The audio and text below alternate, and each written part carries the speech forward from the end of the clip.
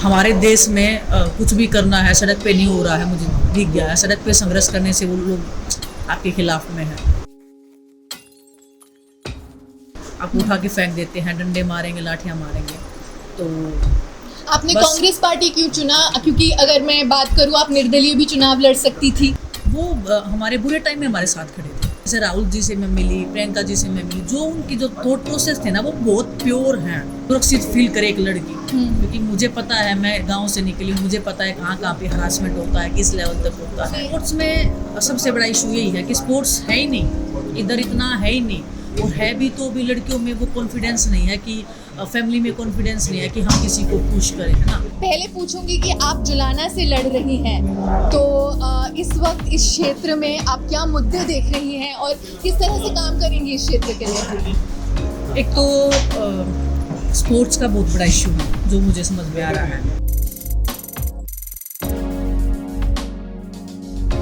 बिजली का भी बहुत प्रॉब्लम है। आज ही मेरे को कंप्लेंट मिल गया कि ऐसे एक का तो हाथ भी जला हुआ था, तो उसके कारण ट्रांसफार्मर जो होता है ना, तो बिजली का कनेक्शन उधर इशू है। सड़कें अच्छी नहीं हैं बिल्कुल भी।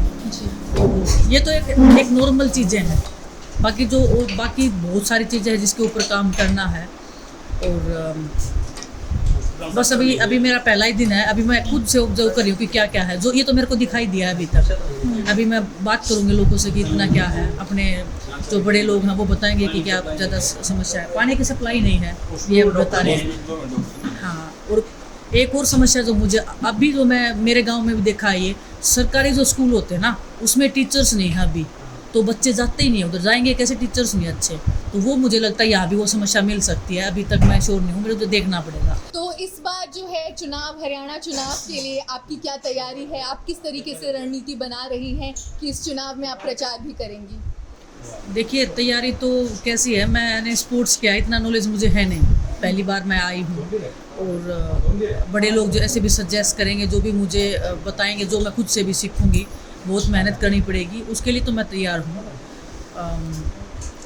बस अपने लोगों का साथ है, ये बताएंगे। जहाँ पे भी मैं गलत करूँगी, ये मुझे टोकने वाले बैठे हैं, मेरे से बड़े बैठे हैं, और सही करूँगी तो ये मेरी तारीफ़ करने के लिए भी बैठे हैं। तो हर तरीके से मुझे समझाने के लिए हैं। और बस ये है कि कुछ तो अच्छा करेंगे, है ना। जितना मैं कर सकती हूँ उससे डबल करने की कोशिश करूँगी, जितना मेरे हाथ में पाओ। आप एक ओलंपियन हैं, हमारे लिए एक बहुत बड़ी इंस्पिरेशन है। तो लड़कियों के लिए कुछ काम करेंगी जो आपके जहन में एकदम आता है? स्पोर्ट्स की फील्ड की बात करती हैं, तो स्पोर्ट्स में सबसे बड़ा इशू यही है कि स्पोर्ट्स है ही नहीं, इधर इतना है ही नहीं, और है भी तो भी लड़कियों में वो कॉन्फिडेंस नहीं है कि फैमिली में कॉन्फिडेंस नहीं है कि हम किसी को पुश करें, है ना। तो वो एक मेरा प्रायोरिटी रहेगा कि फैमिलीज को मैं सिक्योर फील करवाऊँ कि मैं आ गई हूँ, आपके साथ कुछ भी हो मुझे एक फ़ोन कॉल करो। किसी की भी इतनी हिम्मत नहीं है कि आपके साथ कुछ गलत कर दे। तो वो उम्मीद भी मुझे लोगों में दिखाई दे रही है। छोटी छोटी बच्चियों में उनकी जो मेरी बहनें, जो माताएं जो भी दिख रही है ना मेरे को, तो उनकी आंखों में वो उम्मीद मुझे दिख रही है। तो वो एक पॉजिटिव साइन मेरे लिए है, और वो एक ग्रेटिट्यूड में लेके चल रही हूँ कि मेरे में उनको कुछ दिखाई दे रहा है।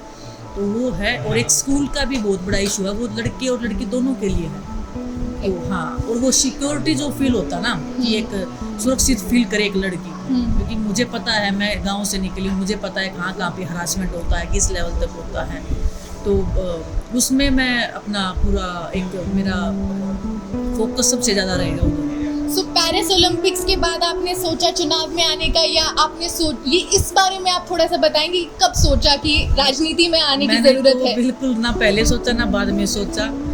जितने भी लोग मिलने आए, घर पे मिले, प्रोग्राम में मिले, सभी ने ये बोला कि आपको आना चाहिए हमारी बच्चियों के लिए। जब हम धरने पे बैठे थे तो मैं अपनी बच्ची, अपने घर में जो बच्ची थी ना, वो मेरे को दिखती थी ना, तब मेरे को दर्द होता था कि इसके साथ कुछ हो गया तो क्या करेंगे।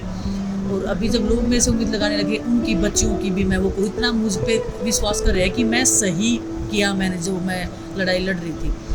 तो वहाँ से मुझे एक लगा कि बोल तो ठीक रहे हैं, है ना। बाहर से तो मैं बोलने को तो मैं बोलूँ कि नहीं, मैं सबके साथ खड़ी हूँ, लेकिन हमारे देश में कुछ भी करना है सड़क पे नहीं हो रहा है, मुझे दिख गया है। सड़क पे संघर्ष करने से वो लोग आपके खिलाफ में है, आप उठा के फेंक देते हैं, डंडे मारेंगे, लाठियाँ मारेंगे। तो आपने बस- कांग्रेस पार्टी क्यों चुना? क्योंकि अगर मैं बात करूँ, आप निर्दलीय भी चुनाव लड़ सकती थी। तो बस मेरा आखिरी में एक सवाल है कि कांग्रेस पार्टी ही क्यों चुनी आपने? वो हमारे बुरे टाइम में हमारे साथ खड़े थे। और जितने भी मैं जैसे राहुल जी से मैं मिली, प्रियंका जी से मैं मिली, जो उनकी जो थॉट प्रोसेस थे ना वो बहुत प्योर हैं। बहुत ही कम पॉलिटिशियन में मिलता है ये। दीपेंद्र भाई साहब से मैं मिली, तो जो पर्सन है ना, एज ए पर्सन, जो इंसान हम चाहते हैं, जैसे मैं हूँ एज ए खिलाड़ी, वो मुझे वो एक परछाई मुझे दिखाई दी, एक सच्चाई की।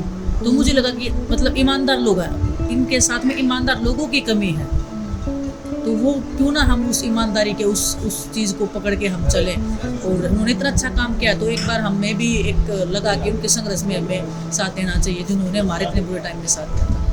और बृजभूषण जी ने जवाब दिया है आपके चुनाव में आने के बाद कि वो भी लड़ेंगे।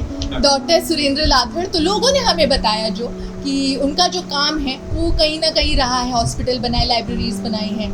तो कैसे आप देख रहे हैं? अभी तक तो कोई फाइनल हुआ नहीं है। होगा तो वो, ये तो एक मैदान है यहाँ पे, तो जो जितनी मेहनत करेगा, जिसमें जितनी सच्चाई दिखेगी अपने लोगों को, वो उसको सुनेंगे। तो वो तो हमारे इस बड़े जुलाना के बड़े परिवार के ऊपर निर्भर है कि वो किसको चुनेंगे। मैं तो अपनी सच्चाई, अपनी ईमानदारी उनको दिखा सकती हूँ, बाकी जो फैसला होगा वही करेंगे। और बस रही ब्रजभूषण की बात, तो उस पर तो मैं ना ही बोलूँ तो ठीक है। वो जो करना चाहें वो कर सकते हैं। हम वो लड़ाई लड़ रहे हैं, अपनी लड़ाई हम अंत तक लेकर जाएंगे बस।